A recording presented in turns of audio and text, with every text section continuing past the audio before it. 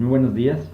Vamos a empezar la clase de hoy realizando la corrección del deber que tiene que ver con las leyes de Kirchhoff, entender lo que es una malla, lo que es un nodo, lo que es un circuito cerrado. Entonces, aquí tenemos nosotros la corrección del deber, ¿ya? Como se dan cuenta, aquí tenemos un circuito donde tenemos en total 5 resistencias.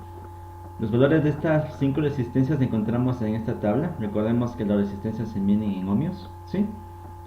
Y me di cuenta que tengo dos fuentes de voltaje, 5 y 7 voltios. Entonces vamos primero a aplicar la ley de los nodos.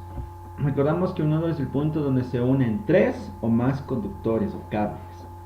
Entonces descartamos A, B, E, F porque solo se unen dos conductores, como se dan cuenta, no serían nodos. Y los nodos serían los puntos C y D porque se unen 1, 2, 3 conductores. 1, 2, 3 conductores. Ahora, también nosotros debemos recordar que por cada conductor circula una corriente diferente, ¿sí? Y que cada corriente llega de un nodo hasta el otro nodo. Entonces, aquí nosotros viendo esta batería de 5 voltios, quisiera tener este recorrido en esta malla ABCDA, ¿verdad?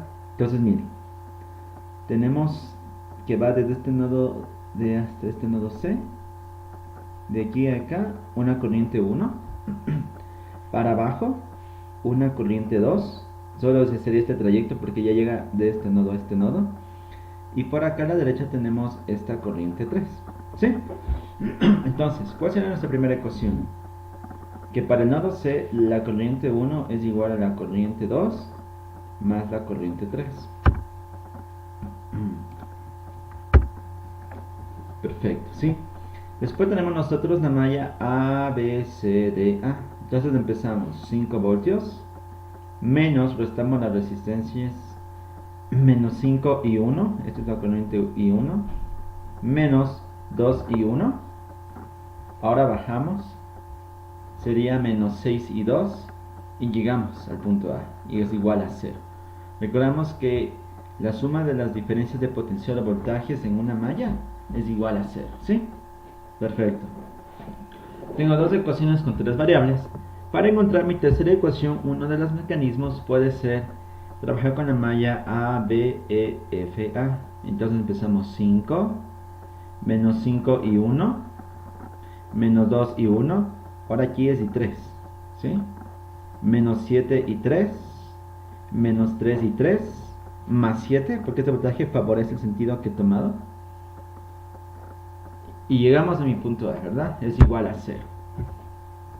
Entonces, llegamos a tener tres ecuaciones con tres incógnitas. La primera ecuación, I2 e I3 pasa al lado izquierdo, queda igualada a 0. En la ecuación 2, sumo menos 5, menos 2, menos 7 y 1, menos 6 y 2. El 5 pasa a coso inverso aditivo, que es el menos 5. En la ecuación 3 sumamos menos 5 y 1, menos 2 y 1, menos 7 y 1, menos 7 y 3, menos 3 y 3, menos 10 y 3, 5 más 7, 12, su inverso aditivo es menos 12.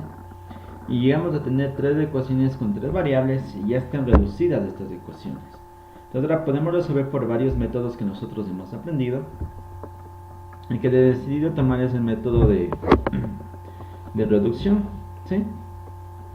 Entonces, ¿qué vamos a hacer? Yo me doy cuenta que la ecuación 2 solamente tengo de variables I1 e I2. Entonces voy a tomar la ecuación 1 y 3 y voy a eliminar la variable I3. Porque de esa forma, ¿qué me va a quedar? Me va a quedar una ecuación con dos variables I1 e I2, que son las mismas de la ecuación 2. Y de esa forma ya podemos resolver, porque tenemos el mismo número de ecuaciones y las mismas dos incógnitas diferentes. Entonces, para esto, como tenemos acá abajo menos 10, yo voy a multiplicar por 10 a la ecuación 1 y por menos 1 a la ecuación 3, para que 10 menos 10 y 3 sea 0 y de esa forma se elimina. Entonces, 10 por I1 tenemos 10 y 1, menos 10 y 2, menos 10 y 3 es igual a 0, 10 por 0 es 0. A la ecuación 3 le multiplico por menos 1, le cambio de signo, entonces 7i más 10i es igual a 12. Vamos a sumar términos semejantes. 10 más 7i, 17i. Menos 10 y 2. Menos 10 más 10 se va. Y 0 más 12 es igual a 12. Ahora miren, tengo mi ecuación 4, que tengo dos variables. ¿Sí está claro? Y son las mismas variables de la ecuación 2. Ahora, quiero que observen lo siguiente. Yo quiero eliminar ahora i2. Los coeficientes son menos 10 y menos 6. Yo necesito encontrar el mínimo común múltiplo de estos valores para poder eliminar. ¿Cuál es el mínimo común múltiplo del 6 y del 10? Es el 30, ¿verdad? Entonces, ¿por cuánto le debo multiplicar a la ecuación 4 para tener 30? ¿Verdad que por 3? Porque 3 por menos 10 es menos 30. Entonces voy a multiplicar por 3 a toda la ecuación 4. 3 por 17, 51. 3 por menos 10, menos 30. 3 por 12, 36. Ahora yo necesito aquí tener más 30. Entonces, ¿por cuánto le multiplico a la ecuación número 2? ¿Por cuánto le voy a multiplicar a menos 6 para que me dé más 30? ¿Verdad que por menos 5? Multiplicamos por menos 5 a la ecuación 2. Menos 5 por menos 7 más 35. Menos 5 por menos 6 y 2 más 32.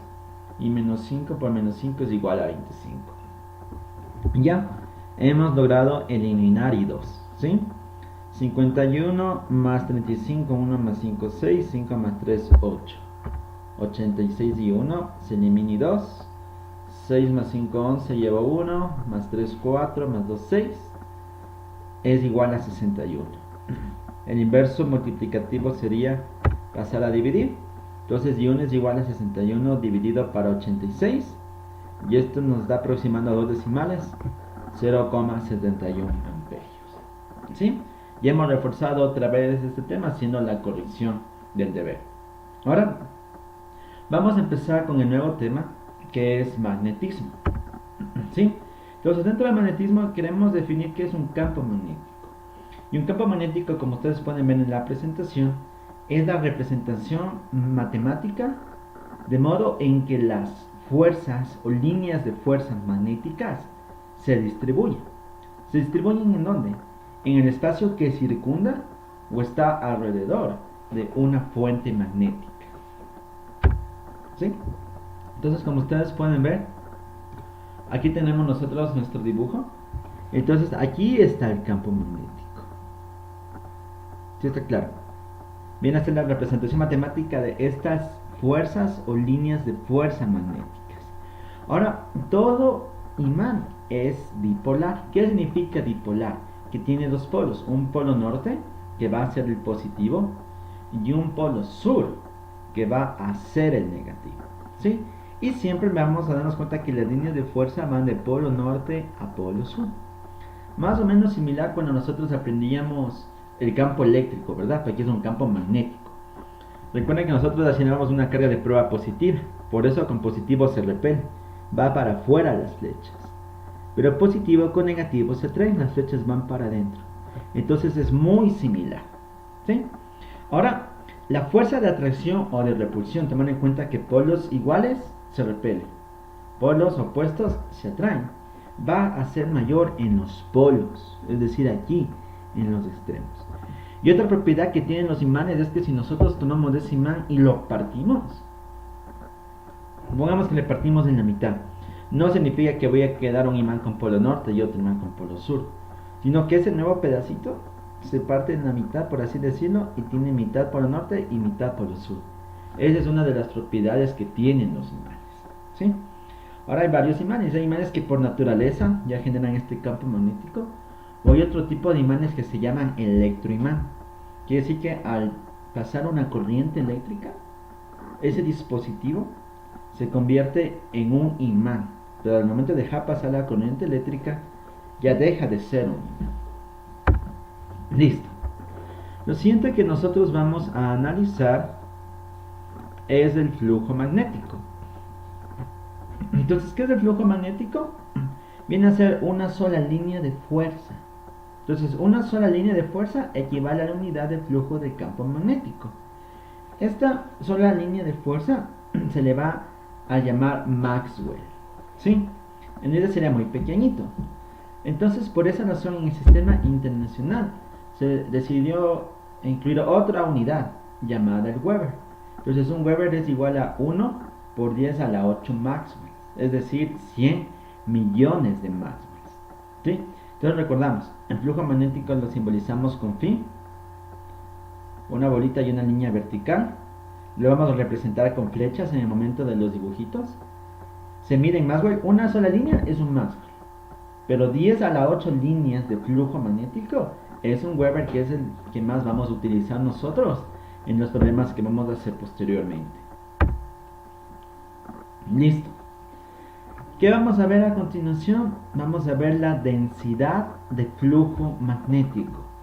¿Sí? Entonces, ¿qué es la densidad de flujo magnético? Es un flujo magnético que atraviesa perpendicularmente un área. Entonces, miren, todas estas líneas son líneas de fuerza. Todas estas líneas representarían un flujo magnético. Si tuviéramos 10 a la 8, es decir, 100 millones de estas líneas de fuerza, tendríamos un flujo magnético de un Weber. Y si estos están atravesando un área perpendicularmente, y decimos que esta área vale 1 metro cuadrado, entonces la densidad de flujo magnético es de 1 Tesla. ¿Sí? Entonces, si atraviesa un Weber de líneas de fuerza, es decir, 10 a la 8 Maxwell, líneas de fuerza, sobre un área de 1 metro cuadrado, hemos dicho que esa densidad de flujo magnético, o también se llama inducción magnética, es de 1 Tesla. ¿Sí? Entonces, muy bien, quiero que estos conceptos ustedes lo tengan bastante claros. Esta presentación la pueden revisar varias veces y posteriormente vamos a hacer ejercicios de flujo magnético y de densidad de flujo magnético o inducción magnética.